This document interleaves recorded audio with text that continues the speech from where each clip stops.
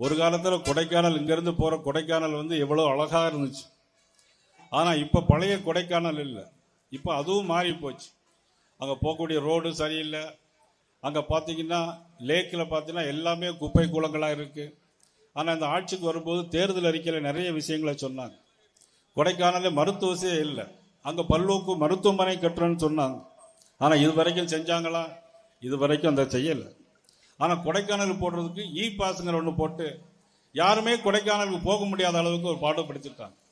ஆனால் முதலமைச்சர் மட்டும் தேர்தல் முடிஞ்சோடனே குடும்பத்தோடு போய் அங்கே போய் உட்கார்ந்து இருக்கிறாங்க. ஆனால் மற்றவங்களுக்கெல்லாம் பாஸு, ஆனால் முதலுக்கு மட்டும் ஒரு பாஸுங்க. ஆனால் அவ்வளவு தூரம் அங்கே கொடைக்கானல் உள்ள சுற்றுச்சூழல் மிகவும் பாதிக்கப்பட்டிருக்கு. ஒரு மோசமான ஒரு சூழ்நிலை இருக்கு. பல கிராமங்களில் பஸ் வசதி இல்லை, குடிநீர் வசதி இல்லை. ஆக எல்லாமே இல்லாமல் ஒரு சூழ்நிலை மிகவும் மோசமான இருக்கு. ஆனால் அதுக்கு முன்னாடி அண்ணன் இபிஎஸ் அவர்கள் முதலமைச்சராக இருந்தாங்க, அண்ணன் சீனிவாசன் அமைச்சராக இருந்தாங்க, அண்ணன் விஸ்வநாதன் அவர்கள் அமைச்சராக இருந்தாங்க. அப்போ பார்த்தோம், திண்டுக்கல்லிருந்து எல்லா இடங்களையும் பார்த்தீங்கன்னா எல்லாம் அதிமுக ஆட்சி காலத்தில் கட்டப்பட்ட கட்டிடங்களை தவிர இப்பொழுது இந்த 4.5 வருஷத்தில் எந்த குடிநீர் வசதிகளும் எந்த திட்டங்களும் இதுவரைக்கும் இல்லை. ஆனால் எம்எல்ஏக்கள் என்ன செய்யறாங்கன்னா எல்லாரும் கோபாலபுரத்தில் துதிப்பாடக்கூடிய எம்எல்ஏக்களாக இருக்கிறாங்க. துணை முதலமைச்சர் உதயநிதி ஸ்டாலின் அவர்கள் இதே ஊருக்கு வர்றாங்க. 74 வயசு எம்எல்ஏ காலில் விழுந்து கும்பிடுறாங்க. இதுதான் இன்னைக்கு திராவிட முன்னேற்ற கழகத்தினுடைய ஒரு ஆட்சியாக இருக்கிறது. ஆனால் இன்னைக்கு இந்த ஆட்சி யாருக்காக நடைபெறுகிறது? அம்மா புரட்சித் தலைவர் அம்மா அவர்கள் இருக்கும்போது சொன்னாங்க, ஒரு குடும்பம் வாழ்வதா தனி மனிதன் சாவதா அப்படின்னு அம்மா அவர்கள் ஒரு பாராளுமன்ற தேர்தல் ஒரு பாட்டையே பாடினாங்க.